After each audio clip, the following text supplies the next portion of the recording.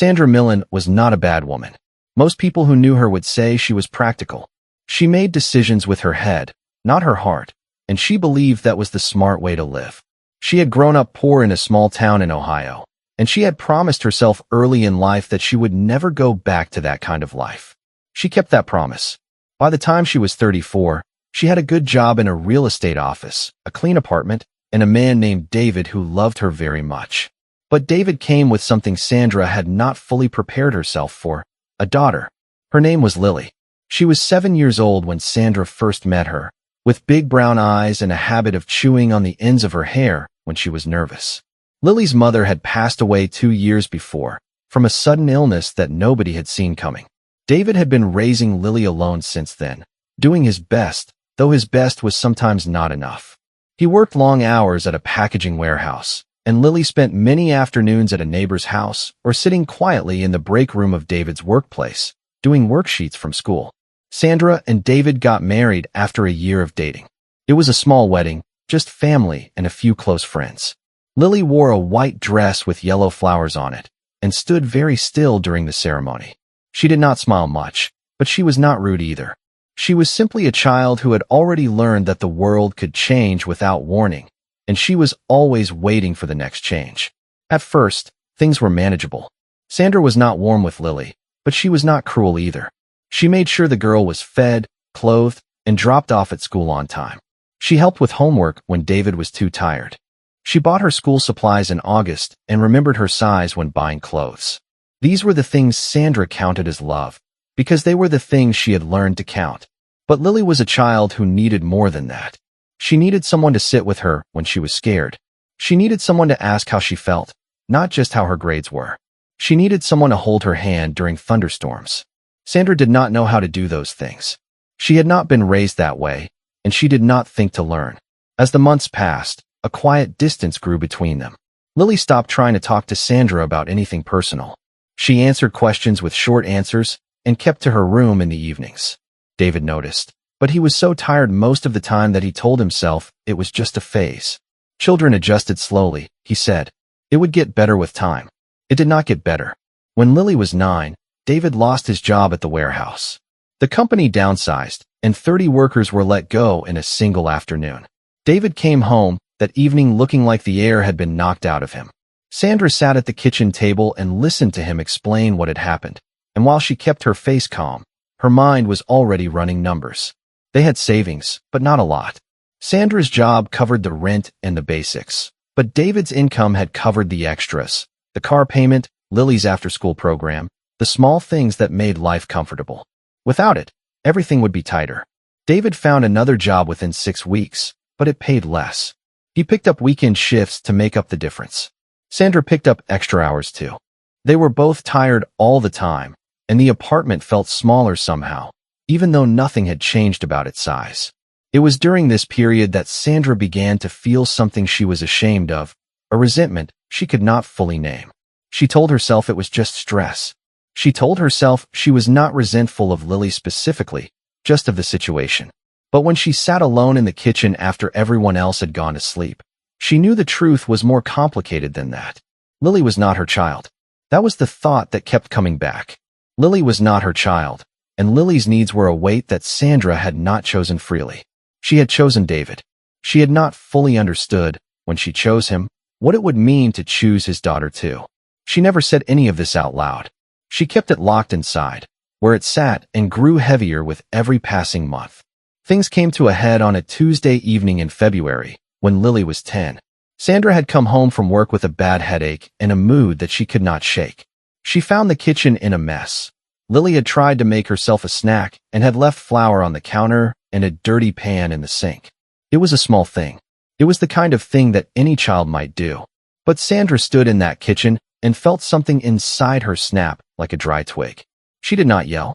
Sandra was not a yeller. But she spoke to Lily in a voice that was cold and quiet, and she said things that she could not take back. She told Lily that she needed to learn to clean up after herself. She told her that this was not a hotel. She told her that other people lived in this space and had feelings too.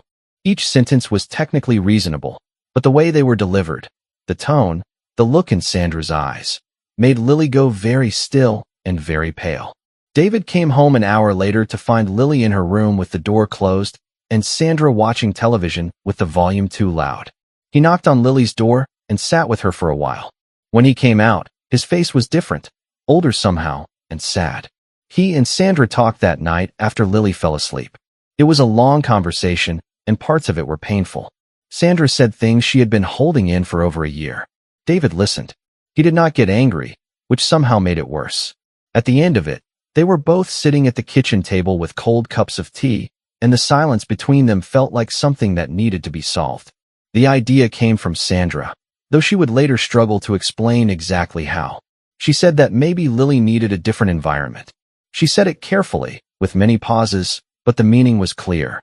Lily's biological father, a man named Calloway, was still alive. He and Lily's mother had separated before Lily was born, and he had not been involved in Lily's early life. But he had reached out once, about a year after Lily's mother died, sending a letter to David through a mutual contact. He had said he wanted to be present. David had not responded. Sandra suggested they reconsider.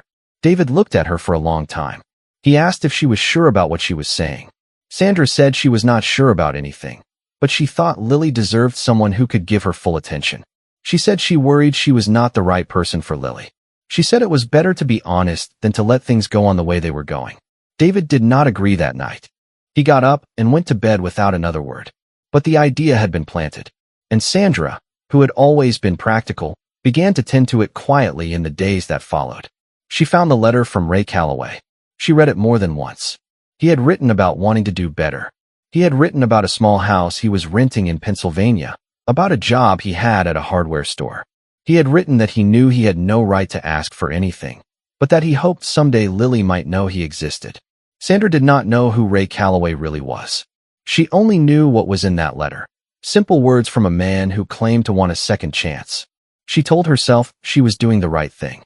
She told herself this was for Lily.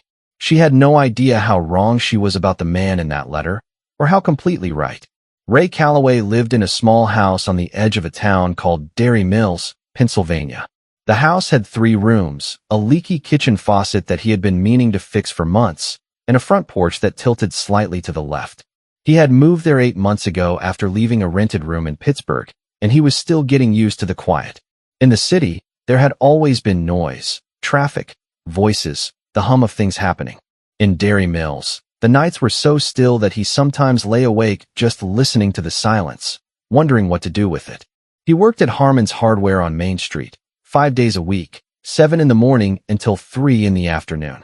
He stocked shelves, helped customers find what they needed, and occasionally repaired small equipment in the back room. The pay was not much, but it was steady, and his boss, an older man named Gerald Harmon, was fair and did not ask too many questions. Ray appreciated that. He had spent enough years answering questions. When the phone call came from David, Ray sat down on his porch steps and held the phone with both hands. He listened carefully to everything David said. He did not interrupt. When David finished speaking, there was a pause on both ends of the line that lasted long enough to become its own kind of conversation. Ray said he would do it. He did not say it quickly or easily. He said it after a breath, after a moment of sitting with the weight of what was being offered and what was being asked. He had written that letter 14 months ago not knowing if it would ever reach anyone. He had not expected a phone call. He had not expected this. David explained the arrangement plainly. Lily would come to stay with Ray for what they were calling a trial period, 3 months, to start. She would remain enrolled in school, transferred to the district in Derry Mills. David would call every week. If Lily was unhappy, or if anything felt wrong, she would come back. David said this part firmly, and Ray understood that it was not a suggestion. What neither David nor Sandra knew was the full story of Calloway. They knew he had been absent from Lily's early years. They knew he had a letter and a small house and a job at a hardware store. What they did not know was what had happened in the years between. The years that had made Ray who he was now, and the years that had made him write that letter in the first place. Ray had grown up in a family with very little money and even less stability.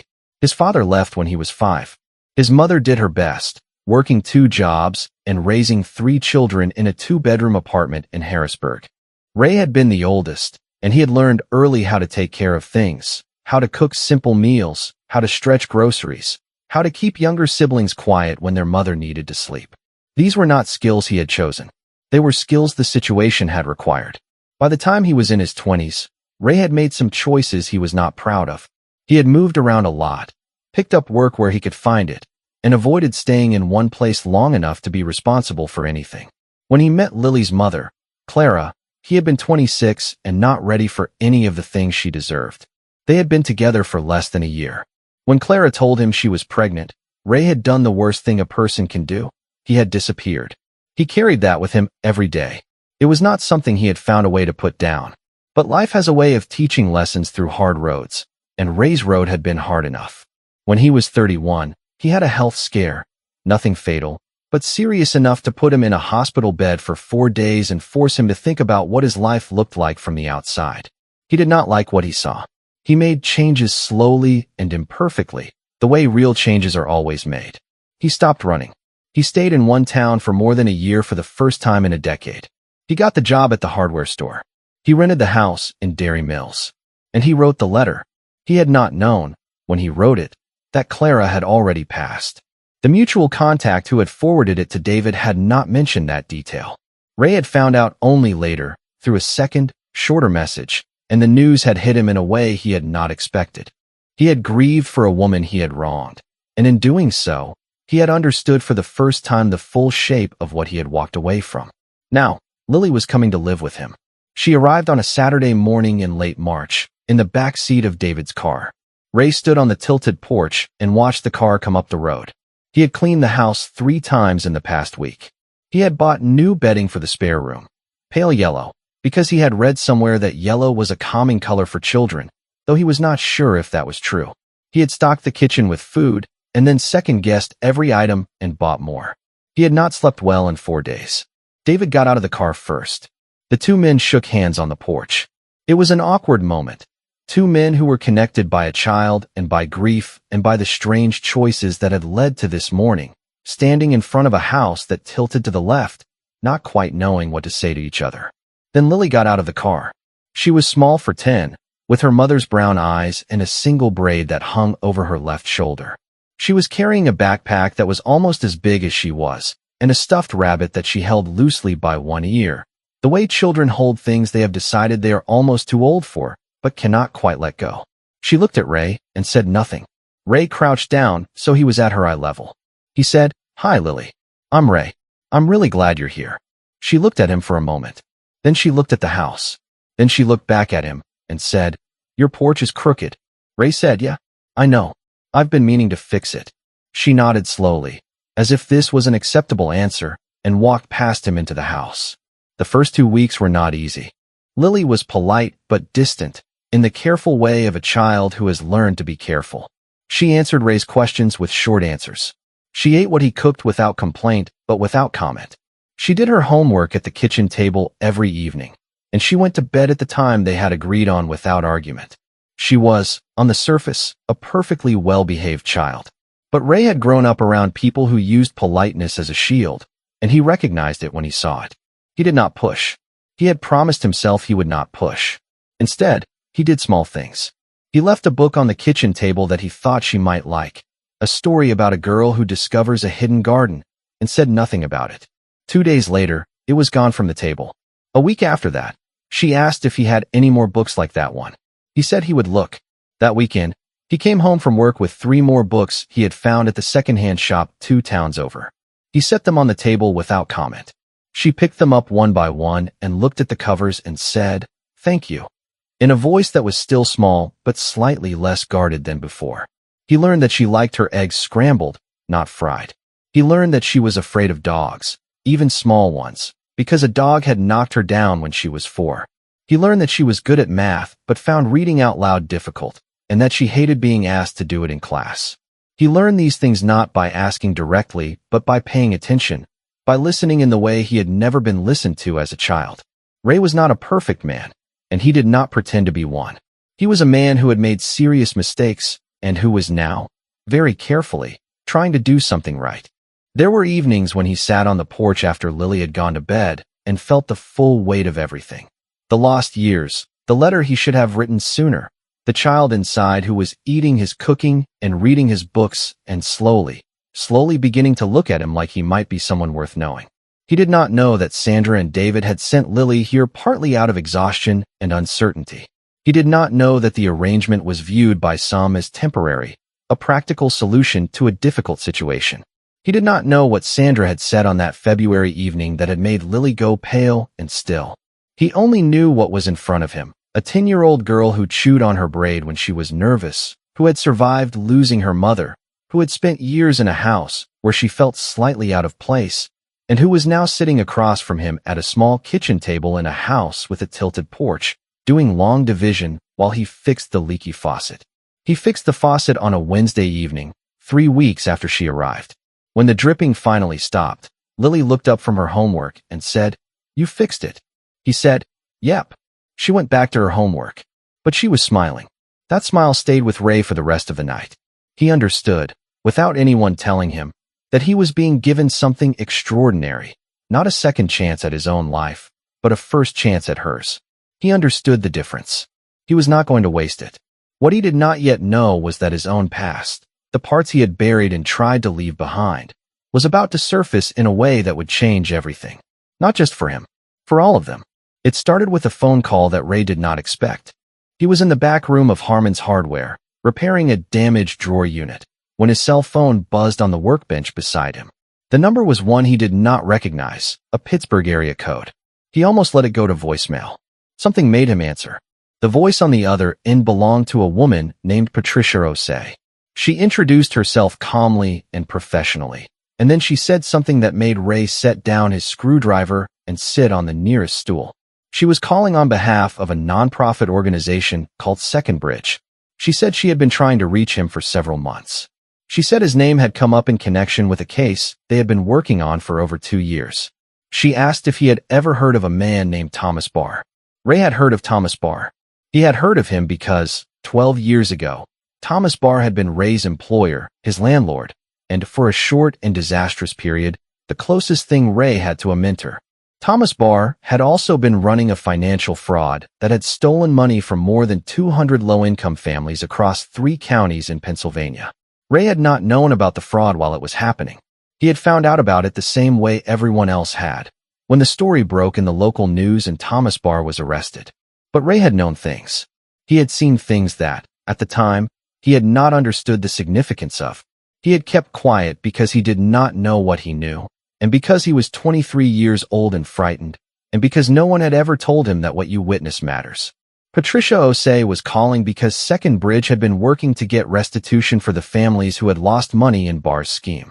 There was now a civil case moving forward, and Ray's testimony, what he had seen, what he could confirm, could make a significant difference to the outcome. She was not asking him to do anything illegal or dangerous. She was asking him to tell the truth about what he had witnessed to a civil court on behalf of people who had been robbed. Ray sat on that stool for a long time after the call ended. He thought about the 23-year-old version of himself who had stayed quiet. He thought about whether that young man had been a coward or simply someone who hadn't known better. He decided the answer was probably both, and that it didn't change what he needed to do now. He called Patricia Osei back within the hour and said yes. He did not tell Lily about any of this right away. She was 10 years old and did not need to carry his complications. But life in the small house in Dairy Mills continued in its quiet, steady way, and something had shifted between them in the weeks since the leaky faucet had been fixed. The shift was not dramatic. It was the kind of change that happens in small rooms between people who are paying careful attention to each other. Lily had started talking more. Not constantly, not the way some children talk, filling every silence with sound. She talked the way a person talks when they have decided, slowly and carefully, that the person across from them is worth trusting. She told Ray about her school in Ohio, about a teacher she had liked named Mrs. Poole who gave out stickers shaped like stars. She told him about a girl in her new class in Dairy Mills named Amara who had asked to sit with her at lunch on the second day and had not stopped talking since, which Lily described with a small smile as a lot, but okay. She told him, one evening while they were washing dishes together, that she missed her dad. Ray said, "I know. That makes sense." She was quiet for a moment. Then she said, "Do you think he misses me?" Ray said, "I'm certain of it." She nodded and handed him a wet plate to dry, and they finished the dishes without saying anything else, and it was one of the most honest conversations Ray had ever been part of. David called every Sunday, as promised. Ray always handed the phone to Lily and gave her privacy, going out to the porch or finding something to do in the other room. He could sometimes hear her voice through the wall, the way it lifted when she laughed at something David said, the way it softened when the call was ending. He was glad she had that. He did not feel threatened by it. He understood that his place in her life was not instead of David's. It was beside it, something new and separate, and still being built. The civil case moved forward through May and into June. Ray traveled to Pittsburgh twice to meet with Patricia Osei and the legal team at Second Bridge. He gave a formal statement. He was straightforward and honest about what he had seen and what he had not understood at the time. The lawyers told him his testimony was valuable. He thanked them and drove back to Dairy Mills, and each time he returned, Lily was at the kitchen table with her homework or her book, and the house felt like something he had not expected. It felt like somewhere he was supposed to be. It was Gerald Harmon, his boss, who first told other people in town about the case. Not out of gossip, but out of pride. Gerald was 71 years old and had lived in Dairy Mills his entire life, and he had a deep belief that people deserved to be recognized when they did the right thing. He mentioned it to a few people at the diner across the street. The way news travels in small towns, that was enough. Within a week, people Ray barely knew were stopping him on the street to shake his hand. A woman whose sister had lost savings in the bar scheme came into the hardware store and cried in the paint aisle and thanked him in a way that made Ray have to look away for a moment to collect himself. A local reporter from the Dairy Mills Courier asked if she could write a small piece about the case and about Second Bridge's work. Ray agreed, on the condition that the piece focused on the organization and the families, not on him. The piece ran in the first week of June. It was modest in length, printed on page 4. Lily read it at the kitchen table on a Sunday morning while Ray made coffee. When she finished, she looked up at him with an expression he had not seen on her face before, something between surprise and a kind of recognition, like a puzzle piece clicking into a space she had not noticed was empty. She said, "This is about you." He said, "Yeah." She looked at the paper again. Then she said, "You're helping people get their money back." He said, "Trying to." She was quiet for a moment. "Why didn't you tell me?" He set a mug of coffee on the table and sat down across from her. He said, "It wasn't something I was sure I should be proud of yet. I stayed quiet a long time ago when I shouldn't have. Doing the right thing now doesn't cancel that out. It's just doing the right thing now." Lily looked at him for a long moment. She nodded, in the slow, serious way she had. "Okay," she said, and she folded the newspaper carefully and set it to the side and picked up her book. It was the most Ray had ever said to her about his past, and it was enough. Sandra called on a Tuesday evening in late June. Ray answered and stepped onto the porch. He had spoken to Sandra only once before, briefly, when the arrangement had been finalized. She had been polite and slightly formal and had not asked him many questions. Now her voice was different, quieter, with something careful in it. She said she had heard about the case. She said David had told her. She said she wanted to ask how Lily was doing. Ray told her honestly. He said Lily was doing well. He said she had a friend at school, that her grades were steady, that she was reading more than she ever had. He said she still missed David and asked about him often. He said she was a good kid, not because she was perfectly behaved, but because she was honest and thoughtful and braver than she probably knew. There was a silence on Sandra's end of the line. When she spoke again, her voice was not quite steady. She said, "I wasn't good for her. I want you to know that I know that." Ray didn't tell her she was wrong.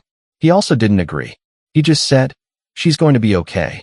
Sandra said, "I think so too. I think she's where she's supposed to be." It was an honest thing to say, and Ray respected her for saying it. He said goodbye and went back inside.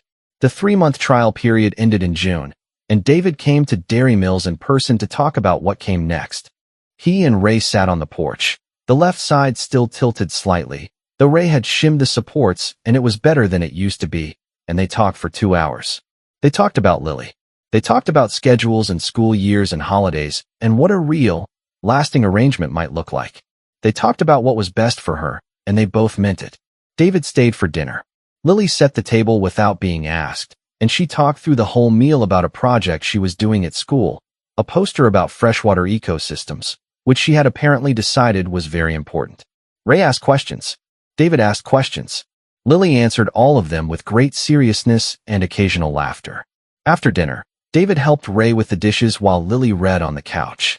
At one point, David looked through the kitchen doorway at his daughter, relaxed and quiet, her feet tucked under her, turning pages in the lamplight, and his face held something that was not quite sadness and not quite relief, but a mixture of both that only a parent can fully understand.